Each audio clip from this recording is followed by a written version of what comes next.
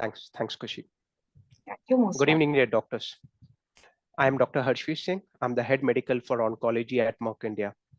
And it's my privilege to welcome you all for today's session, focusing especially on the real world evidences for locally advanced and metastatic urothelial carcinoma.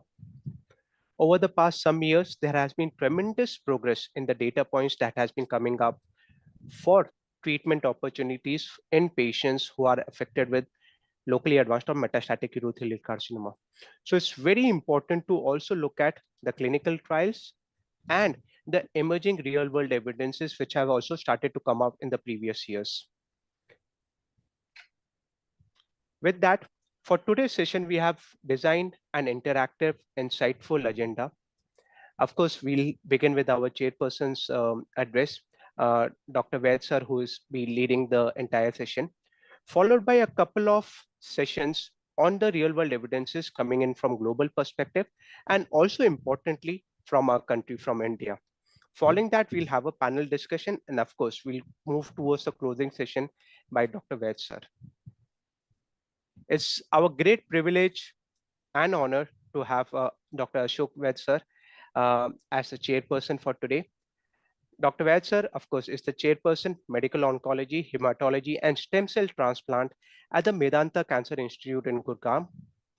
He brings over 3 decades of clinical experience with special interest in cancer genomics, immunotherapy, and precision oncotherapeutics. In addition to dendritic cell therapy and stem cell transplants. An active researcher, he has authored several peer-reviewed journals and has been very importantly associated with clinical research and has participated in more than 50 international and national studies as the PI. Of course, Ved sir has also been conferred as the prestigious Padma Shri Award by the President of India in 2009 for his outstanding contribution to the field of medicine and oncology in general. So thank you so much for accepting our invitation, and may I please invite you for your session. Thank you, Harsh, for the kind words. Friends, very good evening to everyone. And this is a very unique program which Merck has brought up. And we always discuss trials. We discuss the outcomes of the trials, which are set up in an idealistic world, and where patients are fit. PS01, 2s and 3s are excluded. So this interaction brings about the outcome of the patients in the real world. We accept patients with borderline performance status, with borderline organ functions, improvise. And over the years, we have gotten smart to improvise to the extent that the guidelines, though, are there always to guide you, but then not every patient is coming through the door having seen those guidelines. The physicians are always at the edge in deciding treatments for these challenging cases. Next. And just to set the context, we know that locally advanced or metastatic bladder cancer has a poor outcome. The bar diagrams tell you that we have patients coming in the localized and regional treatment landscape. But if you put these group of patients together, the survival and the outcome drops to not, better than about 50 to 60%, depending upon whether they have undergone a curative surgery or not. And in the distant metastatic site, we can see the outcome is dismal. So friends, even with an early muscle invasive disease, this is a lethal disease. Why? Because the micrometastasis, they set in very quick. And we know that even after a curative cystectomy, the relapse rate could be as high as 50%. And then underpinning the fact that it is a metastatic disease, very much like many other solid tumors, beyond a certain proportion, the micrometastasis, they set in very quick. And we largely are talking of a palliative treatment with a stage 4 metastatic disease, and that is the challenge in the clinic. Next. And data from majority of the cancer patients, because majority, especially in our setting, in this part of the world, do not have access to clinical trials. They are treated outside of clinical trials, and this data is not visible to anyone. We continue to treat these patients in our own realms and hardly share the outcomes with each other. Next. So it's a journey which has been old, I would say, of the last more than half a century, and cisplatin, and then a big void for the next about 20, 25 years. Nothing happened. Gemcitabine around 2008, and then a plethora of the immunotherapies, immune checkpoint inhibitors, and the other ADCs. They have stepped in the last about 5 to 8 years. However, there is no consensus how to use these. We know the Atiso data for the has not been great. The Nivo is more for the post-operative or the post residual disease, which is high risk, and Durva is we know that we have been using this post the induction therapy or post the first 4 cycles and followed by a maintenance, and so on and so forth. The others now, non-chemo options emerging with the advent of EV plus pembrolizumab and others, but we have to mull on the fact that the healthcare delivery platform and the economics of the treatments have to be looked at vis-a-vis the real outcomes in the real world scenario. Next. This is one of our patients we treated, and this gentleman, 73-year-old, presented with complaints of pain, abdomen, loss of appetite, no comorbidities, and no history of tobacco use, actually not tobacco chewing, but tobacco use. And he had been treated actually at another facility for an initially diagnosed tumor at the left posterior lateral wall involving the left VU. Not a great candidate for the bladder preservation, but he opted for that, did not opt for surgery, and went on for the bladder preservation protocol. Next slide, please. By the time he finished and had his first assessment done by a PET scan within a couple of months, he had a recurrent disease in the local site nodes and the bony sites as well. During the concurrent phase, he dropped his renal function, and he also had a hearing loss by the time he presented to us. And obviously, this was a candidate we chose for the use of initial chemotherapy, non-cisplatin, carboplatin, gemcitabine, standard 4 cycles, followed by maintenance avelumab. He did well on the initial chemo and went on to avelumab. Next slide, please.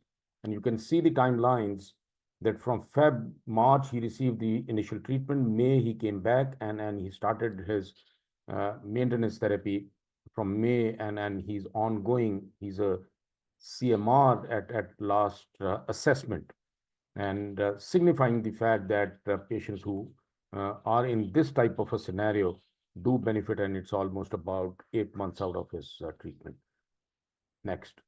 I think the objectives of this meeting would be to know and understand the real world evidence of treatment strategies, to discuss and apply the real world evidences in clinical practice, and optimize the treatment sequencing to maximize patient survival.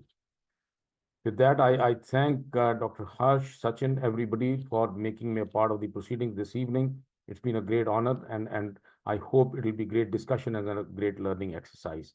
Back to the organizers. Thank you so much once again. Thank you, Ved, sir. Very importantly, you have already highlighted the importance of why real-world evidence is important, especially from the Indian context also. With that context, let us move on to the proceedings of the agenda. And may I please invite Dr. Vijay Kumar Srinivasulu, sir, who is the consultant in medical oncology and hemato-oncology at Spurs Hospital in Bengaluru.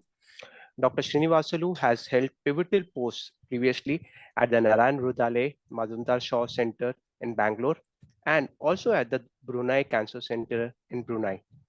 He is pursuing a PhD in tumor immunology, and the research dwells into the intricacies of drug resistance in gastroesophageal and colon cancer. Dr. Vijay has also authored several peer-reviewed articles and has also been actively involved in clinical research encompassing prospective studies on chemotherapy's safety and efficacy, as well as the investigation into immunotherapy and molecular targeted therapies, with special emphasis on head and neck cancers, lung cancer, and GI cancers. Dr. Vijay, may I please invite you for your session, please? Hi, And good evening. sorry, Good Dr. evening. Vijay, Am I uh, on? you are. Khushi, if you can please share the screen from your end also. Sure, sir.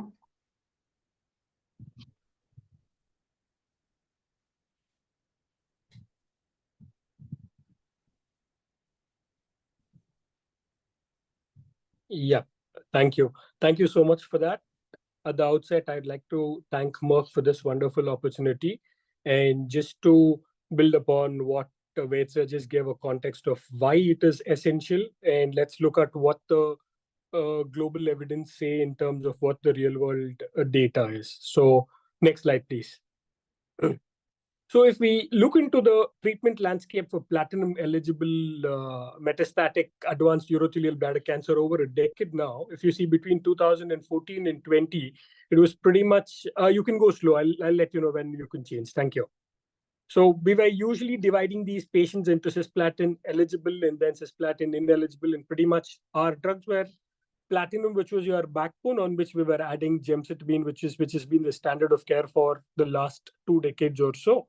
And then once they progress, you pretty much have very limited opportunities because all your drugs are monotherapies, your taxanes, where your median overall survival is just around 6.9 months.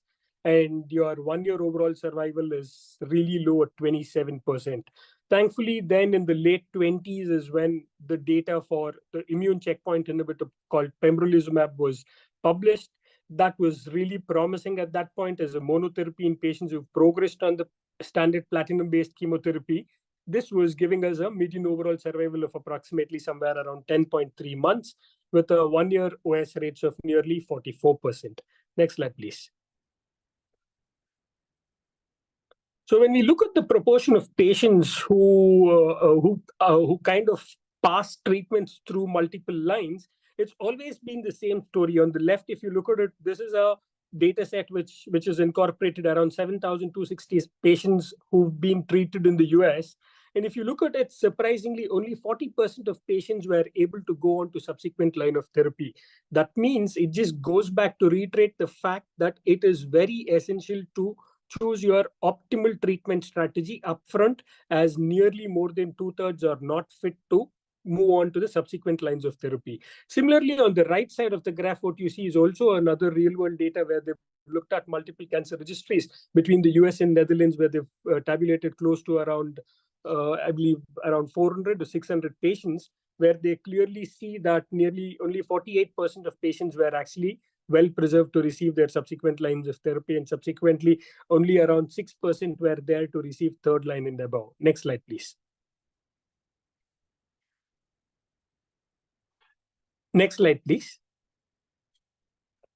So if we look at the treatment landscape currently as on today, how we kind of stratify these patients in the first line is primarily based on the platinum eligibility. You see if they are whether cisplatinum eligible or cisplatin ineligible.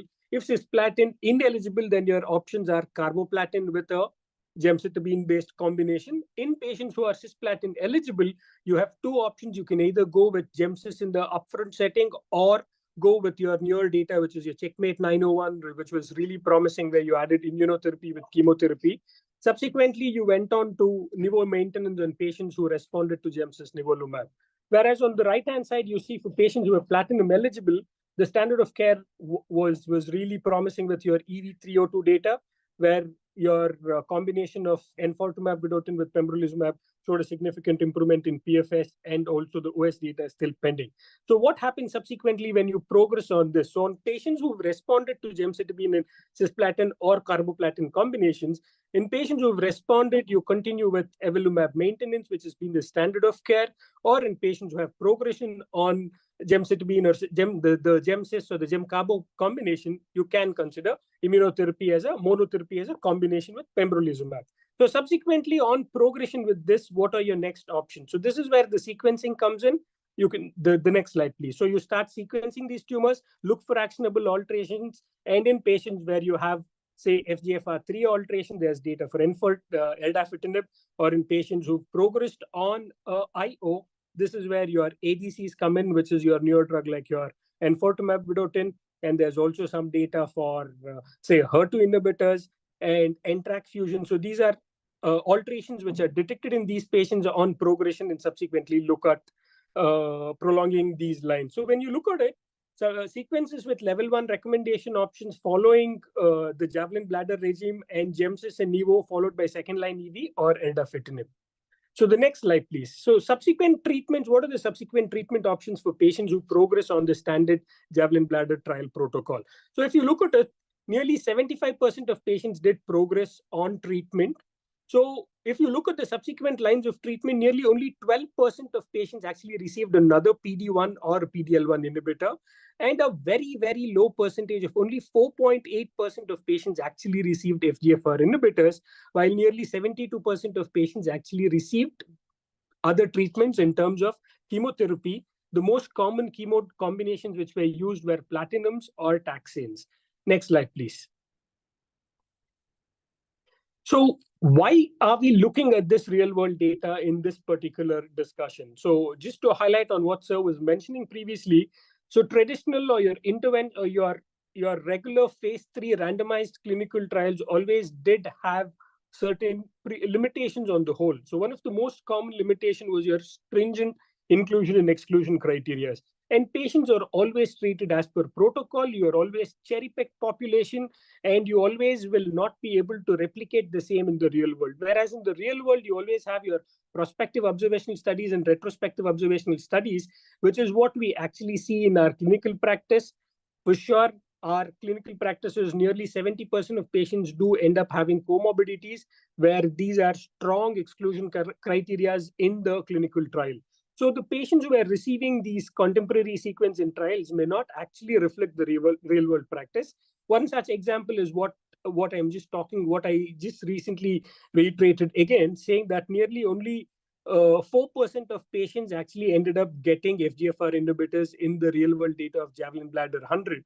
And also patients receiving second line ADCs were very, very low. Actually, it's around 1.8% is what they see in patients who went on to receive subsequent lines of antibody drug conjugate while on progression. Next slide, please. So what can we usually learn from this real world data? And this phase 3, are the phase 3 efficacy and safety data, are they really maintained in routine practice? Let's look at it in the subsequent slide. So next slide, please. Next slide, please. So this is basically the real world data from 3 different entities. So we're going to talk a little bit about the US, a little bit about the European data, and a little bit about the Asian data. So this is the survival outcomes for patients with first-line avelumab maintenance, which is pretty much consistent with what is being reported in the literature. So if you look at the US data set and you look at the France data set and also the Italian data set, is pretty much the same. The median progression-free survival is approximately around 5.5 months, with a 1-year overall survival of approximately 71.3, which is ranging the same pretty much between 57 and 77%. And it's pretty much reflecting the same what we see in the standard Javelin Bladder 100. Next slide, please. And when we look at the median overall survival, which is again the same, if you consider the median overall survival from the start of avelumab, it was around 23.8% in the Javelin Bladder 100. And if you consider the starting point as the start of platinum-based chemotherapy, then your median overall survival is stretched up to 29.7. But what happens in the real world? It's pretty much the same. It's a replica of the same. You kind of see the same numbers numerically ranging somewhere plus minus 4 to 5 months in terms of median OS, and that is from the start of avelumab, or if you take the start from the time of start of your platinum-based chemotherapy, it's ranging somewhere up to 30.86 months. Next slide, please. So let's dwell in a little more into Avenin's study, which was basically the French real-world data set. Next slide, please. So what exactly is Avenin? So this is basically a replica of the same Javelin Bladder 100, in the French population, which included approximately 595 patients. And they started collecting data from July, and these were patients, and they have a median follow. They had a follow of up to 4 years. And the standard maintenance, what these patients received was avelumab at 800 mg per meter square every 2 weekly until progressive disease or unacceptable toxicity. So the primary endpoint of this particular study was the overall survival, which was from the start of avelumab. And also they had a set of secondary endpoints as well as exploratory endpoint, which was primarily your overall survival from the start of the first-line platinum-based chemotherapy. Next slide, please. So when you look at this progression-free survival and overall survival for this particular evidence study, the overall survival was around 26.3 months. This was from the start of avelumab. And also your median progression-free survival was around 5.7 months. So if you look at the 2-year OS rates was approximately 45.9, and your 1-year overall survival rates was around 66%. So the median overall survival pretty much very similar to what is being reported in Javelin Bladder 100, probably a little lesser compared to what we would see. But then, yes, this is what was the evidence study. The next slide, please. So just to dwell back on what I was previously mentioning, so number of patients who are fit to take subsequent lines of treatment, as I spoke to you in the initial part, was only 40%. But here we're seeing around 75% of patients being fit for subsequent lines of treatment on progression with avelumab. So this is something which is really practice changing. So again, to reemphasize, so the percentage of patients who are receiving subsequent lines of treatment after first-line platinum-based chemo and avelumab maintenance is around 75.6% in Javelin Bladder 100, whereas Evidence had nearly 82.1%. So that's a really big increase in number, which just goes to say that it's a good regime, fit regime. You're able to kind of safeguard the performance status of the patient, and you're retaining more patients with a stable disease, and you are kind of having them fitter for subsequent lines of treatment. Thereby, you're able to push the bar a little further up. Next slide, please. So likewise, this is what has happened with the Evidence study. If you see the number of patients who have gone on to receive the second-line treatment, that is in terms of your antibody-drug conjugates, is almost 18%, and subsequently re-challenge with another chemo, or rather re-challenge with the old chemo, because if they've had a good DFI, you would re-challenge with the platinum-based chemo. Nearly 75% of patients have received chemotherapy, while other treatments have been nearly 7.3%. So if you look at it on the overall, you have nearly more than I think after 2 years of follow-up in all patients, 3 in 4 were either still receiving avelumab or had received second-line treatment. So we're looking at bladder cancer on the whole. Previously, if you look at the data, the number of patients who were surviving at 5 years was only 5%. But these regimes have kind of made a significant discovery, or rather significant improvement, where you are having 3 out of 4 patients who are alive on treatment, either receiving the standard of care on the first line or the second line treatment after 2 years, which is really promising for patients with bladder cancer. Next slide, please. And when we look at the exploratory post-hoc analysis, which was the talk of the town recently, which was published, we were able to pull this particular median overall survival up to 40.8 months, which is the highest ever reported for patients with metastatic bladder cancer. So what they did was the typical Javelin Bladder protocol, followed by second-line enfortumab vedotin on patients who progressed on avelumab. We were able to stretch the overall survival to up to 40.8 months. That is when we start taking in when we started calculating it from the start of first line of platinum-based chemotherapy. And we look at the 2-year overall survival, it's close to nearly around 80%, if I'm not wrong. Yep. Next slide, please. So just to move back a little bit, take a step back and get back into the Japanese real-world data set. So the Japanese real-world data set is also pretty much showing the same. It's shown a median overall survival of 40.3 months with the the Javelin Bladder regime, followed by second-line EV, and versus the standard 24.7 months in patients who had received who had received progressive disease on first-line platinum-based chemo. The next slide, please. So when we look at the post-hoc analysis, So we were able to push it a little more further, and we were able to achieve a median overall survival of approximately 42.5, approximately a 42-month median overall survival, when you included patients who had received, on patients who received first-line platinum-based chemotherapy followed by IO, and then who received EV on progression. So this is again pushing the bar a little more. We've been able to push patients a little longer and longer when they started combining patients who received EV in the second line as well as the third line. We've moved up to 42 months. Next, please. So a little more information on just the closing slides of what EV and Pembro has been able to do. Next slide, please. So when we look at it, so the outcomes outside clinical trial and the biomarkers of benefit in patients for the advanced bladder cancer, when we look at the analysis of the Unite EV, which is your US study, so what we see here is the median with the overall response rate of around 54% and the disease control rate of 88% in the first line. And how does this, when we compare with the real world data set of EV plus Pembro? Next slide, please. When we look at the randomized control trials of EV Pembro, so it's pretty much what we see in the real world data as well. So the real world data is kind of replicating what we see. And the overall response rates in the 12-month PFS and OS rates were comparatively a little low in real world, but it's something to dwell upon. There is no clear reason why it is a little lower, especially for patients with EV plus Pembro. That's something to discuss in the subsequent discussion, I believe. I'm not going to dig in more into it. Next, please.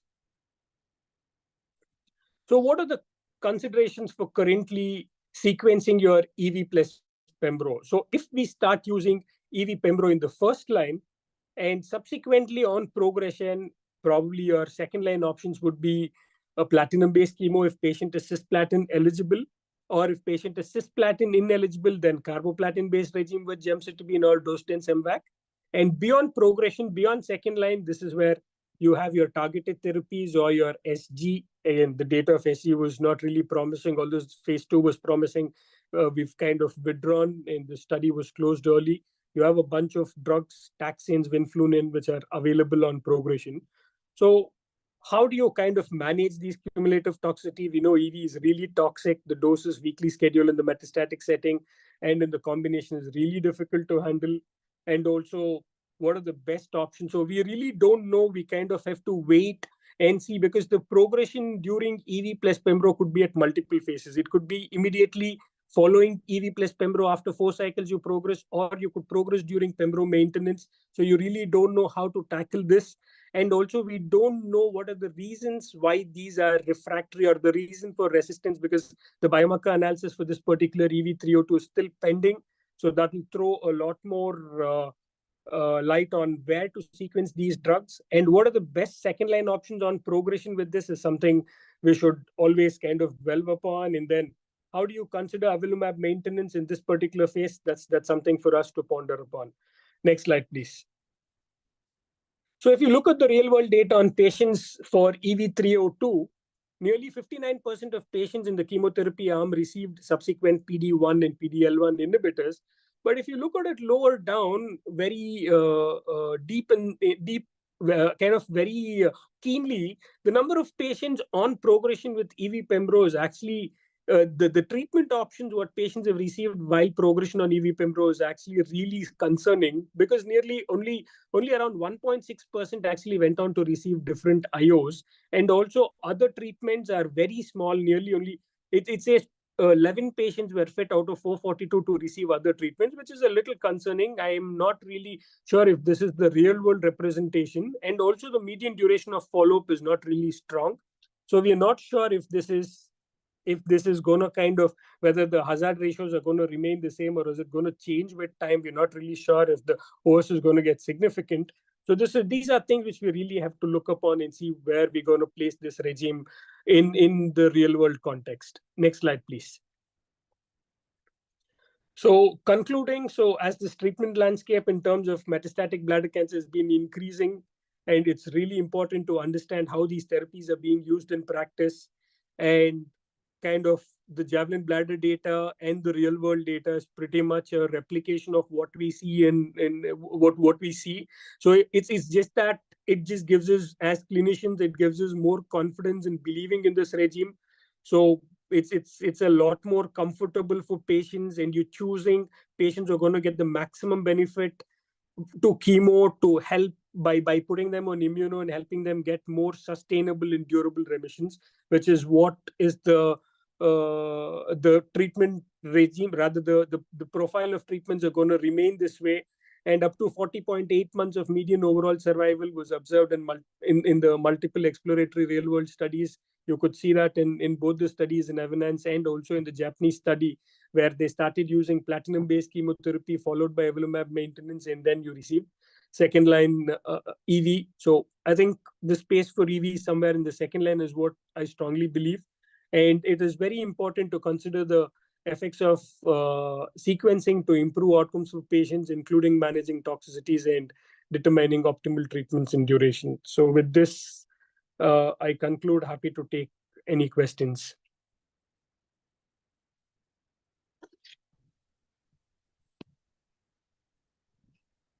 Thank you so much, Dr. Vijay, for that excellent lecture. Maybe we'll also have some question and answer during the panel discussion later on. Nirav, if you can continue to please share the screen.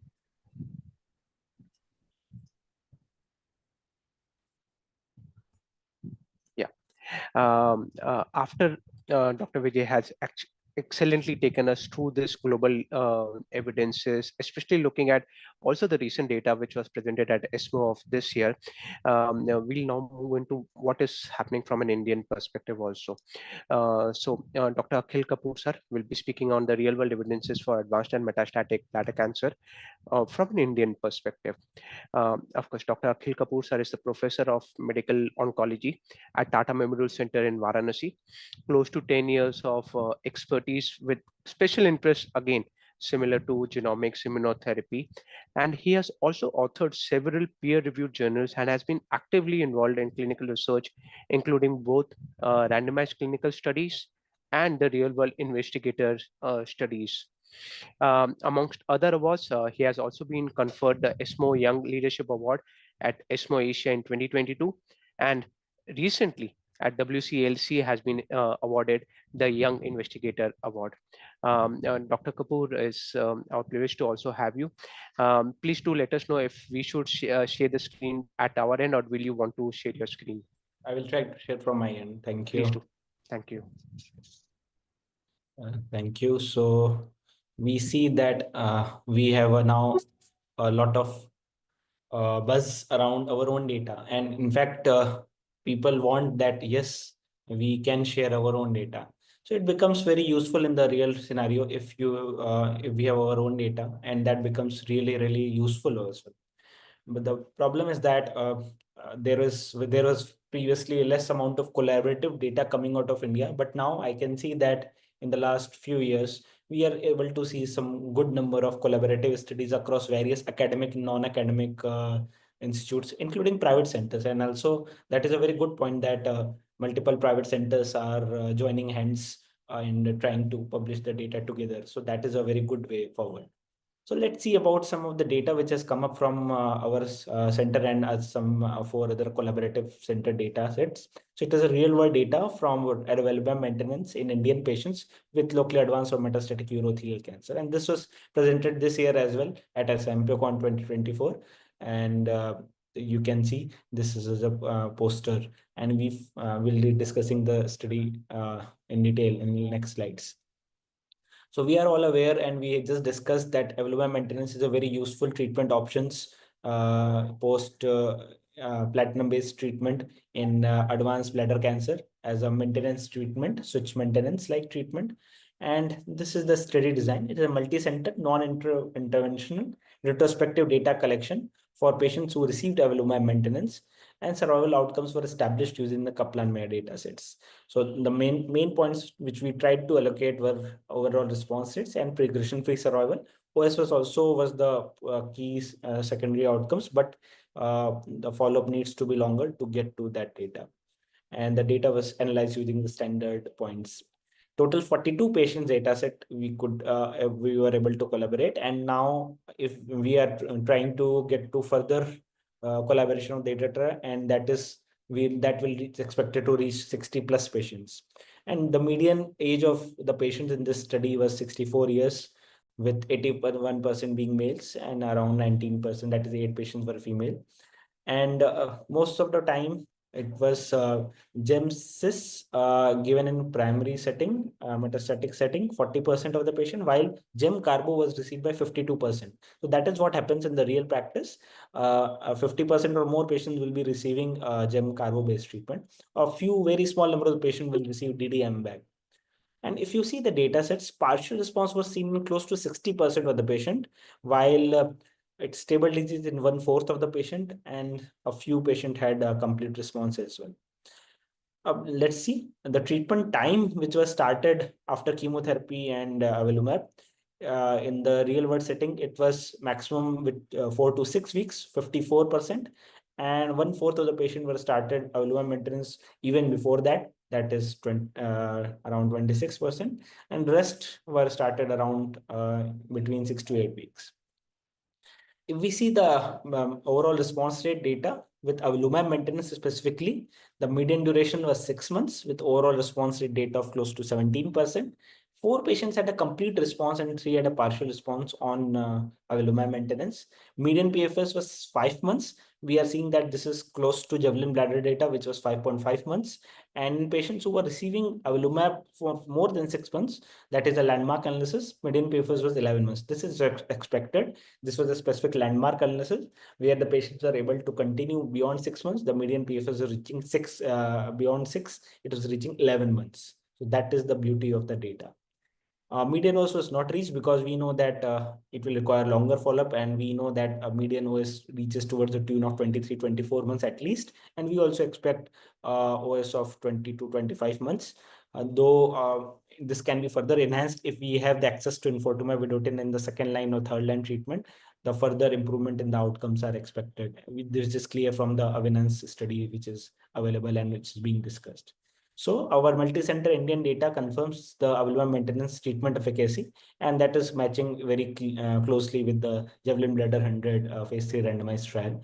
And we look forward towards updating this data to get more insights about the real world or overall survival, as well as enhancing the study with more number of the patients. With this, I would like to stop here. Thank you.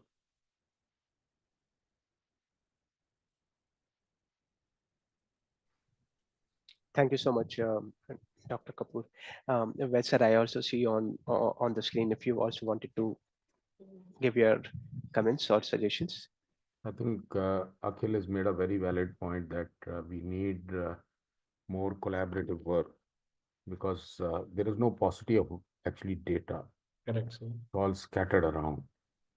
It's a need of the hour now to collaborate, and probably maybe Harsh, there could be an initiative from the industry as well with respect to each product, that bringing people on a common platform.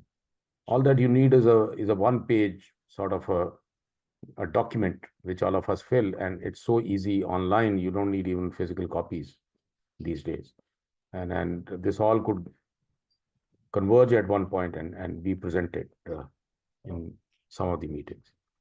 Thank you so much, Dr. Vaidya, Really, for this Akhil, suggestion. you really hit the nail on the head. Thank you so much. Thank you. No, thank you so much, Ved sir. Of course, this initiative also, of course, along with Dr. Akhil Kapoor sir, Dr. Talwar sir also worked along this, and their vision was also similar, that we should be collaborating to get this data.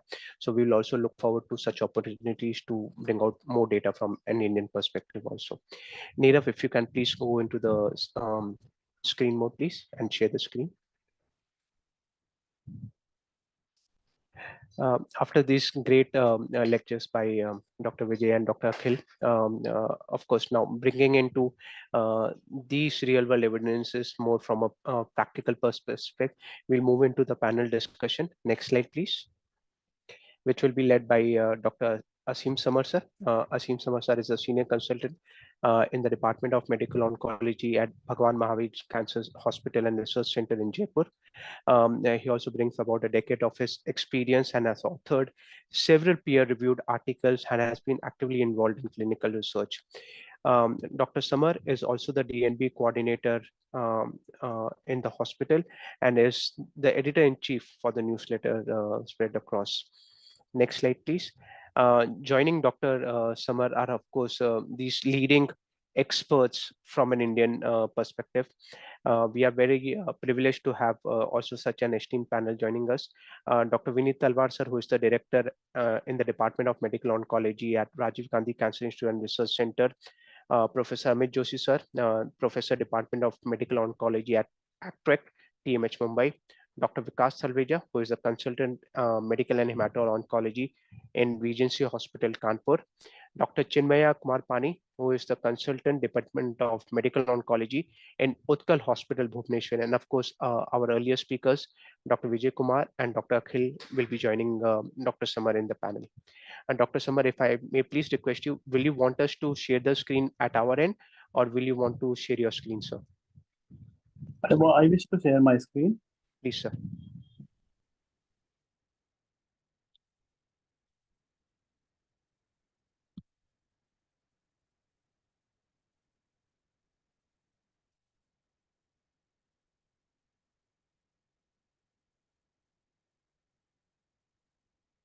Can you please tell it has been shared or? Sir, I am not currently able to see it. Okay. You share from your We'll end. do that. Nirav, if you can please go into the slide sharing, please.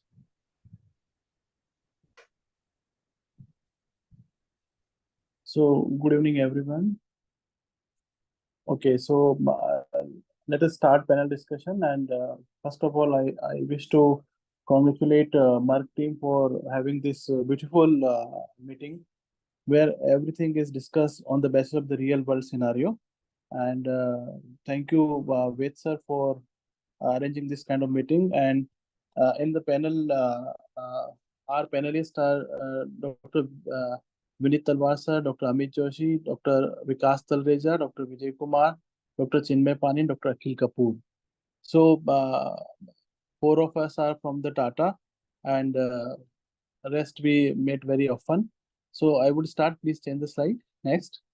So first few slides are in the development of how the treatment of metastatic urothelial cancer developed in the past. So it has been shared by Dr. Vijay.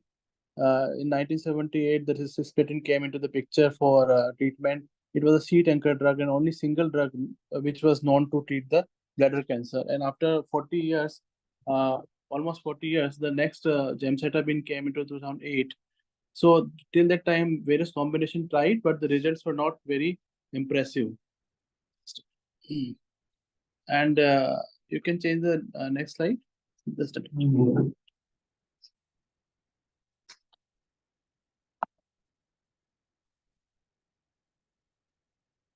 it's going down actually. Yeah. So this is a three major trial which has been done in past, and the previous speaker has elaborated in very great detail, like Javelin Bladder 100 and Javelin Bladder 100, Checkmate 901, and EV Pembro 302.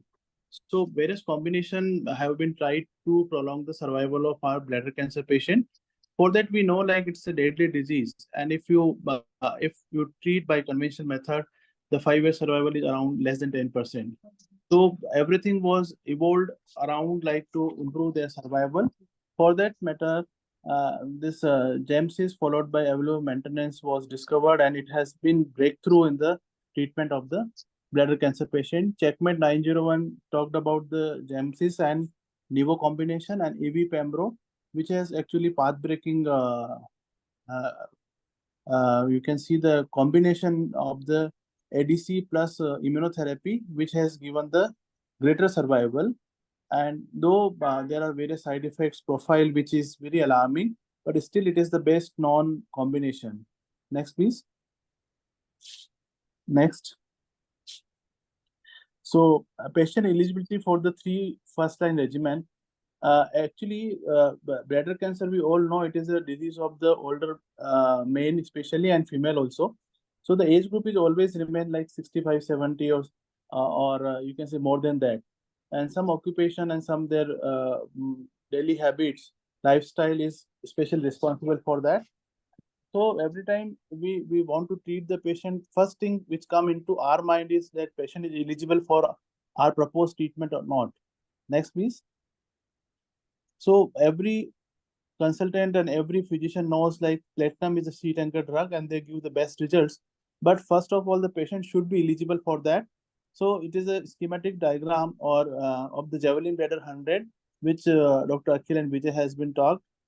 So they have taken the unresectable locally advanced or metastatic urothelial cancer and patient who got the CR/PR or stable disease after the neoadjuvant chemotherapy, either it was GemCis or GemCarbo. Then within 10 weeks of the interval, they were randomized into available maintenance or best supportive care. The next protocol, next please, slide. Next slide. Okay, so this is the most patient with the advanced urothelial cancer achieve a response or disease control with the first-line platinum-based chemotherapy and therefore eligible for the first-line maintenance. But the problem is GemCis is said to be very effective protocol and the response is achieved in 4 cycle or maybe up to 6 cycles, and after that they can be directly pushed upon to the available maintenance in the Javelin trial. Next, please. Next slide. It's a kind of didactic lecture. Checkmate 901 study, they have taken the same group of the population locally advanced metastatic urothelial cancer. Then patient were randomized into 1:1 patient GemCis plus Nivo or GemCis alone. Then the Nivo was given until progression or unacceptable toxicity or less than 2 years. Next. And the most talked about what you call is trial is EV Pembro trial, EV302, and it was compared with the GemCis or physician choice chemotherapy. So again, the same population previously untreated locally advanced metastatic urothelial cancer, and the EV plus Pembro was given. Pembro was given up till 2 years, or EV was given till progression or till unacceptable toxicity for unlimited period of time, and it was compared with the GemCis. But if you see the whole details of the trial, they have said around 32.2% of patients received first-line available maintenance in this arm, GemCis plus available arm, so that they can compare the real-world scenario in the trial. Next, please. Now, next, please, Jen.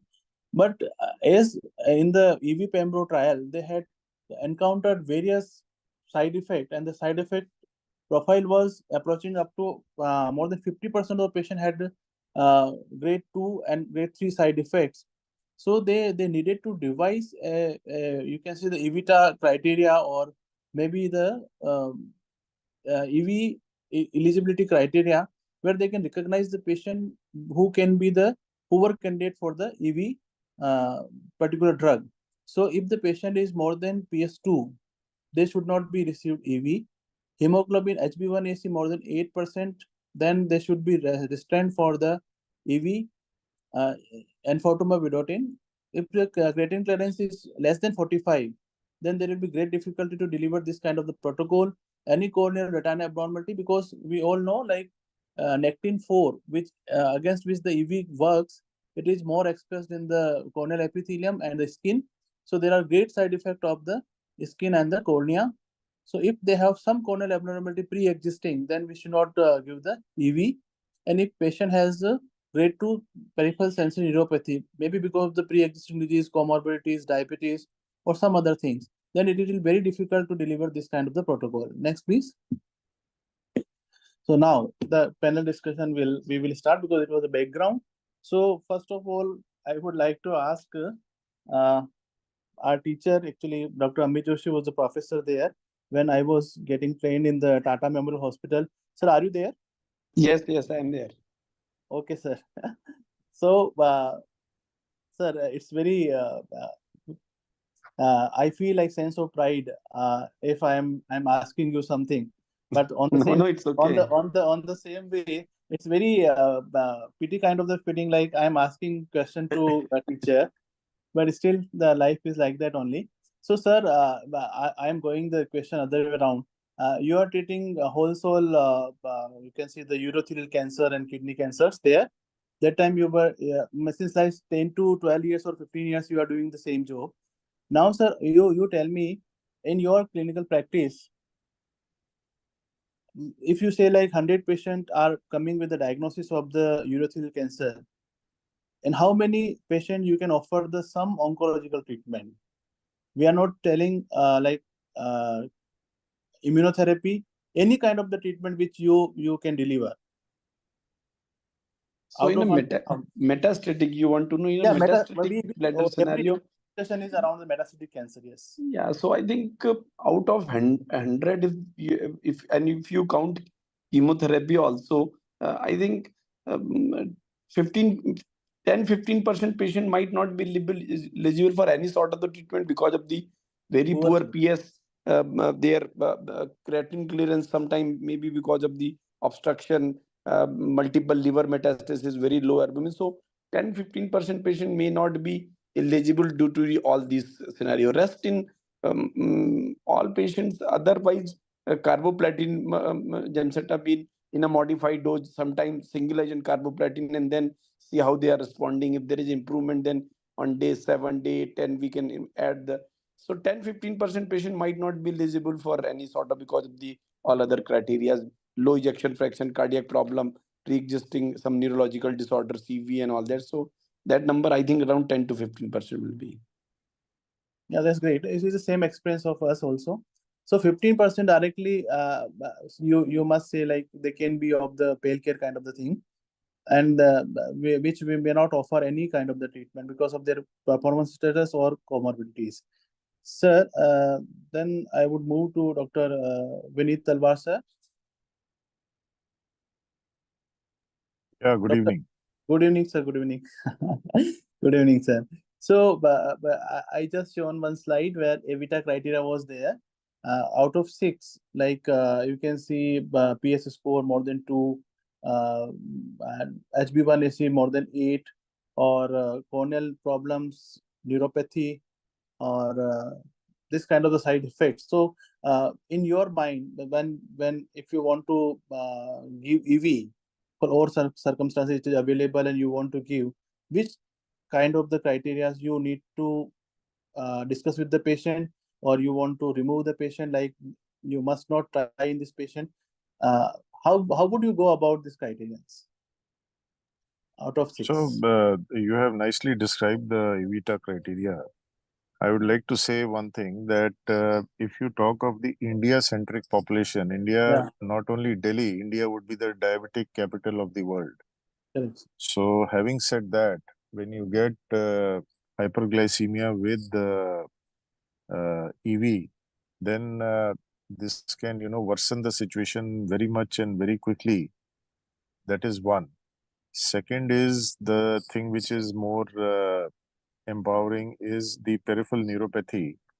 You find that almost 6.5 to 7% of patients who are on EV, they get grade 3 peripheral neuropathy.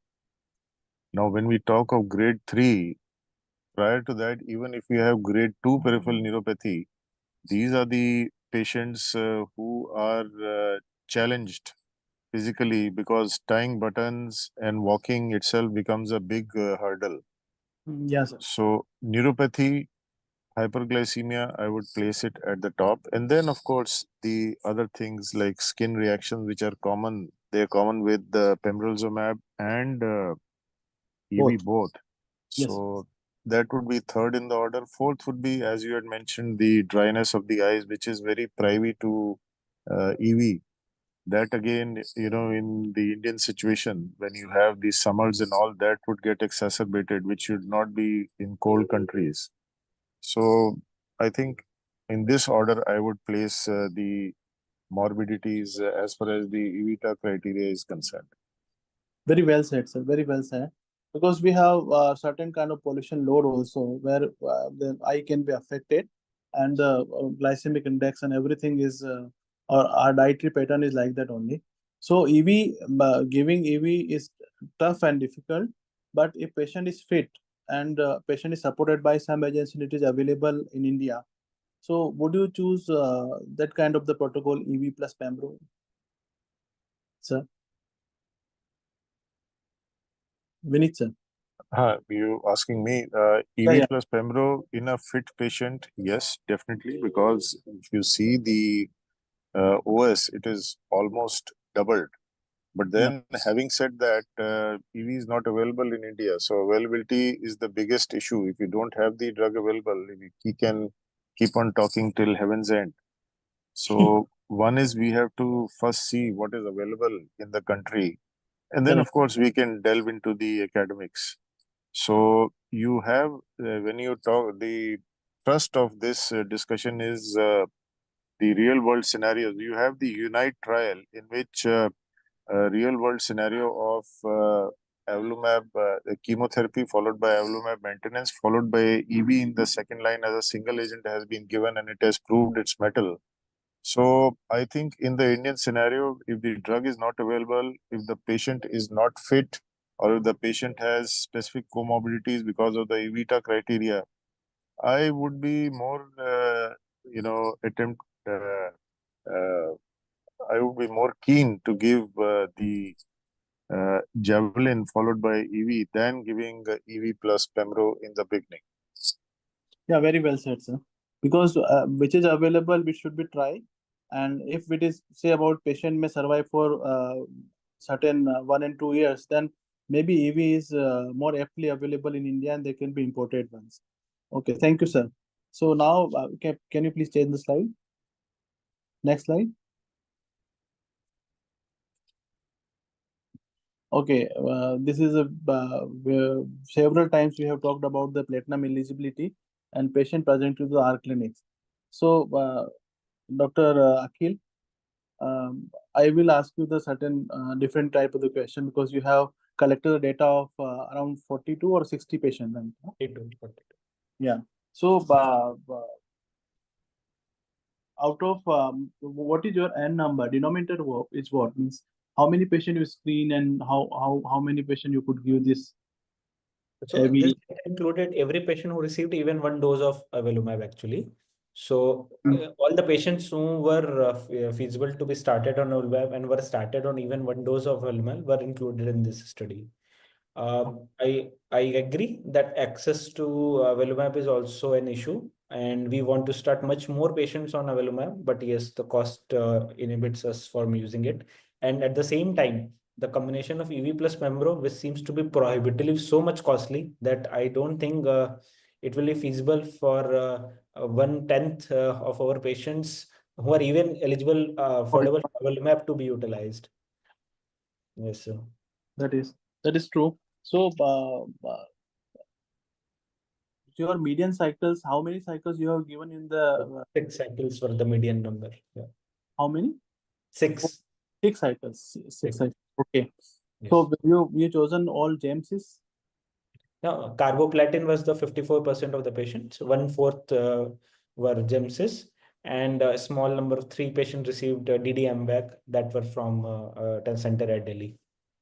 Okay, okay. So, did you get any difference between the patient who got the PR, CR, or stable disease of So- avelumab maintenance? So what we have seen from Javelin data also, and what we have seen from our own data as well, is that the patients who have a CR, they themselves have better prognosis overall. So it's the relative quantum of benefit in CR in patients receiving versus not receiving, relative quantum of improvement in outcomes in patients who have a stable disease or partial response is similar. So it's the quantum of benefit in a specific subgroup.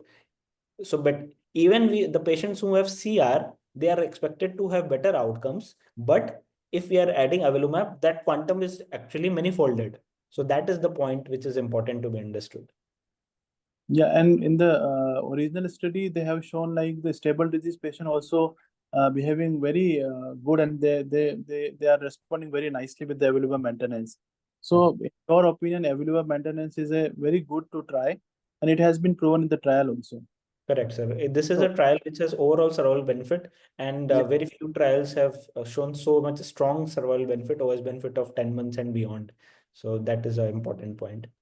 Yeah, and we know like GEMSs and Pembro combination has failed because James's arm performed very well. So pembrolizumab can't aid much in that particular combination. Yes, sir.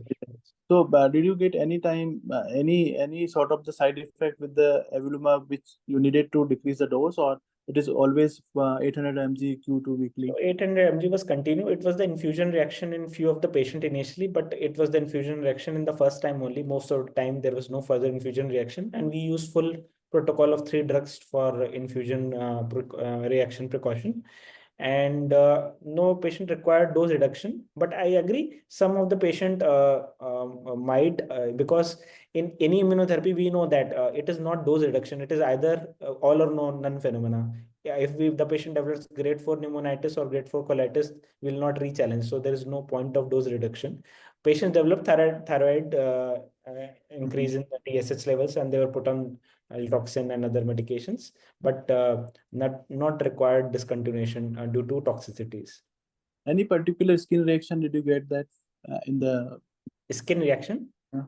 So skin reaction was seen in patients who were receiving it for more than 1 year. 2 patients had some amount of vitiligo, and 1 patient had some amount of rash, which was uncertain whether it is related to immunotherapy, but vitiligo in 2 patients was definitely related to immunotherapy.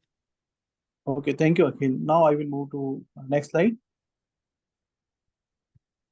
Next, please. Okay.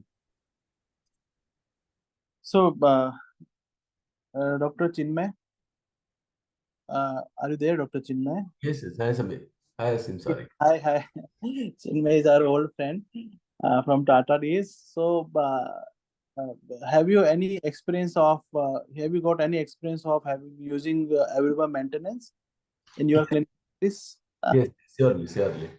Surely. Okay. So the question which we want to ask you is, do these patient eligibility percentage reflect similarly in your clinical practice? Like in the classical Javelin 100 trial, the percentage of the population, how much they were eligible, it's the same in your clinical practice?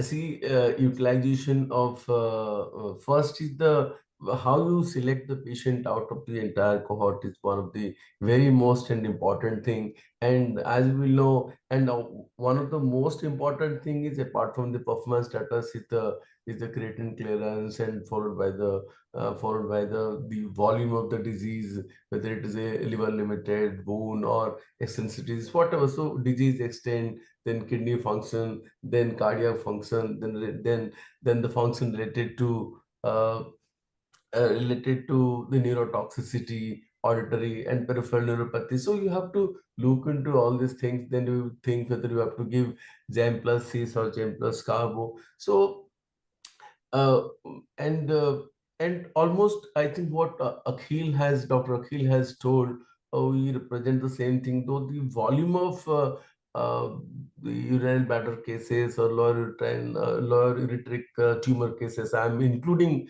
the ureteric tumor into it, because the Javelin also included, I think 30% of the patients are the lower ureteric zone malignancy, so translucent cell carcinoma. So I think Asian inclusion criteria from the site of the disease, I'm okay. Second part is whether the cisplatin versus the carboplatin, I think 45 and 55 is completely acceptable. That what we see in the clinical practice. The percentage of so this is the patient population. Then about the response, as per the Javelin data, it is 80%. I think what Dr. Akhil also said, it is also 82%, if I remember correctly. But but I cannot say exactly, but a good number of people, if I include the stable disease into the criteria, almost it is about 75 to 80%, though the numbers are 12 to 15, that how what I was trying to analyze before I speak. So then third point is that then to start to see the response, then you start avelumab. So here comes a big questions of the finance. So out of all, we can able to start avelumab only, I think the 10 to 15% of cases. So that is how I place. Yeah, that's true. Dr. Chinmay, but if you see the NCC guideline, where they say like in the metastatic setting, if patient is cisplatin ineligible, then directly the choice of further regimen is single agent pembro and other Cisplatin eligible, sorry, cisplatin eligible does not mean if it is per se due to the renal issue, then we can, and the other part is fine, then also we can use carboplatin, because if you see the cisplatin use criteria, then almost the GFR is 60. Okay, we sometimes go to 50 to maintain the cisplatin lower 50% doses, and we thought that later on probably can use the cisplatin in a better way. So that's the reason I told. Cisplatin eligibility is not that it is not platinum eligibility. correct. So cisplatin eligibility is one stringent part. If cisplatin is not eligible and patient is otherwise fit to do, then try with carboplatin. So this is how I think we all will do the same. My other colleagues can say, but that is how we'll not. So rather, if patient is not cisplatin, not carboplatin eligibility, that means patient has poor performance status, unable to take the disease, and high volume of the disease, probably altered functions from the liver side and also the performance status side. And then we jumped into the what to say regarding pembrolizumab. But most of the time we wanted to go for chemotherapy with cisplatin. Correct. Carboplatin. Yeah, next slide, please. Yeah, thank you, Chinmay. So now I would like to ask Dr. Vikas Talveja. He's good friend of mine. He's from Kanpur. Dr. Vikas Talveja. Very good evening, sir. Good Very evening. Good evening. Okay. We'll give you the three choices. So how has been your observation or clinical experience on the safety profile of this regimen, Javelin Bladder 100, Checkmate 901, and EV302? So obviously EV302 we have not tried, but rest two you have tried, at least in some of your patient, and you have a large bulk of your patient pool. So you tell us something about the tolerance of these two regimen, or if you can include EV also.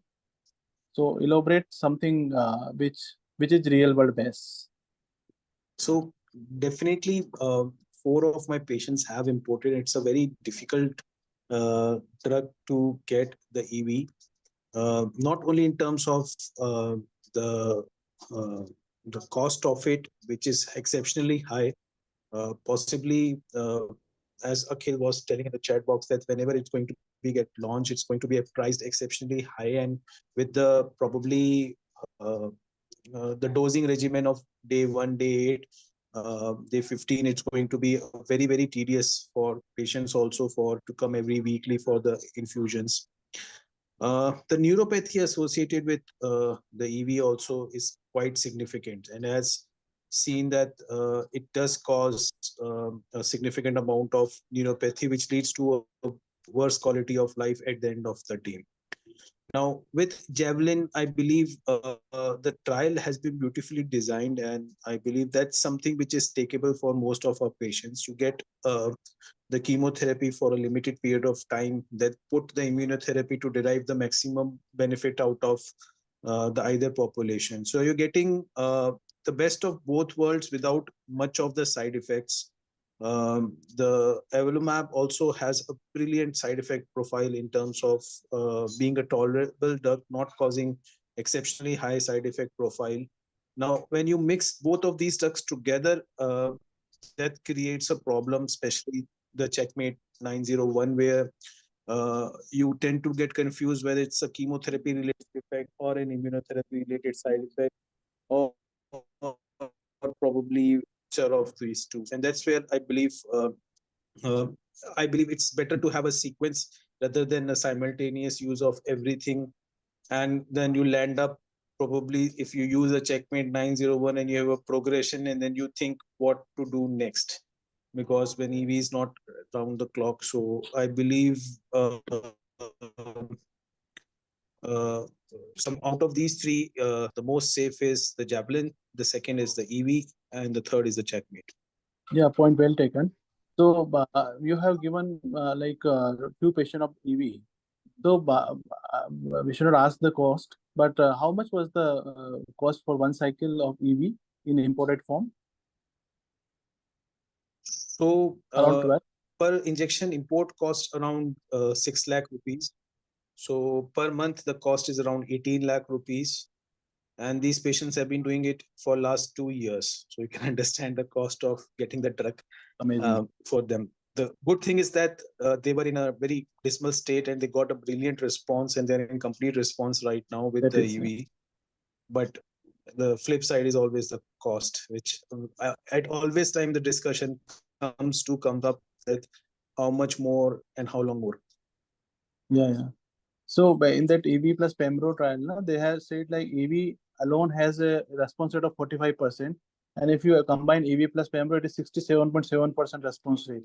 So the drug is effective, that is beyond doubt. But the cost is the very important factor. And now I will move to Dr. Vijay Kumar, who were giving one good insight about the EVITA criteria. So over to you, Dr. Vijay. Do you want to add something in EVITA criteria, Dr. Vijay Kumar? Well, nothing much. I mean, I just on a lighter note, I think you're not your message I had seen, so it is very good to replace D. Yeah. Because I think that's pretty much, I believe, is where it is. Because like you mentioned, most of our patients, or rather majority, would not be eligible for EV plus Pembro. So, but it's just that I just like to add this particular point that there is going to be a small subgroup of patients where your combination of immuno plus chemo is going to be really significant. That is probably one is, I think we'll have to identify which are the biomarkers of platinum sensitivity at some point eventually. And secondly, if we have to improve our clinical responses, then your CR rates are definitely going to be higher in patients who've received chemo plus IO, which is what is being reflected in both your checkmate end as well as your EV302. And also the subgroup analysis, which Akhil rightly pointed out, in the subgroup analysis in patients who have lymph node metastasis alone, this is one subgroup where you were probably a little more inclined in doing Nivo plus chemo compared to the conventional gem-based, rather platinum-based chemotherapy with gemcitabine. Just these two, 3 points I just want to highlight on. Yeah, thanks. So Dr. Akhil, I will move towards you. So in that particular EV plus Pembro trial, for certain like 32% patient had received avelumab also, GemCis and avelumab maintenance. And they compared EV plus Pembro, where they have shown the EV plus Pembro has upper age in the terms of the survival. Though it was subset analysis and it was not pre-planned subset analysis. So that was the thing. Next, just a minute. You please move the slide. Next, please. Next. Okay. So, which Dr. Akhil, I will move towards you. So, do real-world evidences supplement the data from the RCTs and support patient counseling? So, how do you count? Yeah, I will take the Dr. Vineet Talwar's question, sir. Akhil, Asim, I wanted to make a a small point. Yeah. Avelumab was given to about 30% of patients in the EV control arm, in the chemotherapy arm, right? Yeah. After progression. Yeah. So there are two thought processes in that. One is that on one side you are giving continuous EV. EV is basically a intratumoral chemotherapy if you bring it down to the bottom. ADC, so on one side you are getting continuous chemotherapy for a time which is more than the one which is in the GEPSIS arm. Second is that if you have to compare both the arms, ideally speaking, at least 50% of the patients should have been put on avelumab so as to get a good comparison. Just 30% and you say that the other drug is better, I think that is falling short of the. If you just go just a bit deep down. And that's why they have not put very much emphasis on that particular point, but it was the unplanned subset analysis which they have spoken about. So I will move, sir, your point well taken. And Dr. Akhil, could you please answer this question? Yeah. Yes, sir. So definitely, sir, there is definitely benefit of real world data analysis, especially from the countries where we are practicing, because the ethnicity and the population difference is definitely there. And if we see, we try to dwell into deep where actually EV will be useful. Definitely, we understand and we try to utilize EV in the second line. Ghanshyam sir and our center will be having a phase 4 trial shortly, but that is the second line setting where we want to use it actually. The benefit is that it will be for shorter duration and much more tolerable because of the shorter duration. As sir was highlighting, corneal toxicities and peripheral neuropathy. If patient is on continuous EV, most of the patient it will be needed to be stopped because of grade 2 and above PN. And if we know that peripheral neuropathy is a debilitating side effect and is not easy, and the patients are though surviving but with significant adverse effects. So that is a problem, and we want to highlight that. And what we did, we tried to dig deep into the data, and we found that there is a assay called nectin for amplification. And if patient has nectin for amplification, the chances of response to EV in the second line or beyond is close to 76% versus 32% without nectin for amplification. So it is said that nectin for IC is will be positive in 90 to 95% of the patient. But yes, if you want to really know which patients are definitely going to respond, because this is a costly drug even in the second line for shorter duration as well, we know that yes, the patients having nectin for amplification will have much better responses. Therefore, in the second line or beyond, we want to do nectin for amplification. Now we have started to do that, and our center has started to do nectin for amplification where we want to, but definitely not in first line, because it will be too much to give in the first line, as it was being highlighted by Vinay sir as well. Yeah. So they said like in the urothelial cancer, 98% cancers are Nectin-4 positive. So I was just about to ask you, it is ISC method or it is PCR? How do you do that? Amplification is by fish. Fish, Uh, fish amplification. Yes. Okay. That's very good and very impressive study if you can do that. So it is ISC. So the stains and So one data was presented this year, ASCO 2024, which I attended actually. That is why I got the idea that yes, this is also can be done. And we requested our molecular pathology team to start the same, and we have just started it. So the probe are imported from outside India, or it is developed inside We have developed our own probes. in TMH Mumbai or in Varanasi, TMH Varanasi. Okay, it's great. So we have overshooting the time. So can you please move the slide fast? Yeah, these are the old repetitions, so I won't discuss with this. Okay, it's Akhil's slide is very well spoken about. Next, please. Okay, next.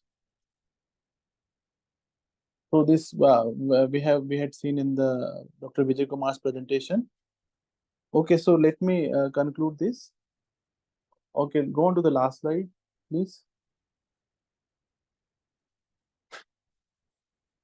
Yeah. Okay. Yeah, the summary slide. So, as Dr. Vineet Talwar had spoken about how the trial should be done and what was the intricacy of the particular subset analysis. We should not compare like one drug, which is the ADC antibody drug conjugate, with the drug combination followed by immunotherapy maintenance, and they have shown the benefit of the ADC plus immunotherapy, which was an unfair comparison. And you can see the treatment landscape of the metastatic urothelial cancer is evolving, and the particular drug combination, which is very much spoken about, is yet to come in India, and we will be wiser enough to handle this kind of the combination. And later on, maintenance available significantly increased the overall survival to 30 months. Nivo plus GEMS is although a positive study, but result is a very minor increment in the PFS and OS. And as we all know, it was better in the patient where the lymph nodes were positive, Pembro plus EV data looks very good, but one need to be cautious with the toxicity profile and financial toxicity also. Finally, subsequent sequencing of avelumab option is the key. EV after one line avelumab maintenance resulted in the unprecedented OS of the 40.8 months in the urothelial cancer, which is metastatic, unresectable, and kind of the lethal cancer. So it is the summary, and I would be thankful to my esteemed panelists who had added their knowledge and their practice ideas and experiences in this particular talk. And I must be thankful to Dr. Ashok Ved also for chairing the whole meeting, and thanks to Mark for organizing this kind of the wonderful meeting. Thank you, sir, and over to you, sir. Ashok, sir. Thank you, Asim, and it has been a wonderful 1 hour plus with the presentations and review of the data. And I'm sure Merck team would be really interested to know what is actually the outcome, what is the thought process around the table, and what all are we thinking about. I think this has been alluded to, that there are challenges in the real world. Apart from the medical challenges of performance status, comorbidities, a lot of these patients have been ex-tobacco users, so they have cardiopulmonary toxicity, morbidities, and on account of diabetes, some background neuropathies, diminished hearing. But the biggest challenge is, I think, access to these drugs, and also finding the right sequence, the cost-benefit ratio. If I am going to get to the same point by sequencing chemo followed by avelumab, and then obviating the toxicities, the financial as well as the physical toxicities, I think my take would be that I would go with chemo followed by avelumab and followed by anything else. The access to treatment, as I said, would remain a pertinent point in our practice, and sequencing, of course, and it's a changing world. Immunotherapies, ADCs are changing the paradigm, shifting the paradigm every day. So let's be prepared for that change. Till then, probably all of us do agree that the right way to sequence would be to go back to chemo, which is not very expensive, and with the support programs and all that with the avelumab, one could still get to the milestone one wanted to. Thank you so much, all the speakers, panelists, and I thank Harshveer and his team for giving me this opportunity. Back to you, Harsh. Thank you so much, sir. It was really an insightful discussion, and of course, focusing on these real-world challenges from our setting. Thank you so much for us, especially your key takeaways also after the panel discussion. That was quite insightful. With this, I really want to thank all the faculty today for their lectures, their discussion. Well, sir, of course, for leading the entire program as usual, giving his expert opinions, Dr. Vijay Kumar and Dr. Akhil for the excellent lectures, and also for participating in the panel discussion, Dr. Asim Samar sir for leading the panel, Dr. Amit Joshi, Dr. Vineet Talwar sir, Dr. Talveja, and Dr. Chinmaya Pani for joining the panel discussions.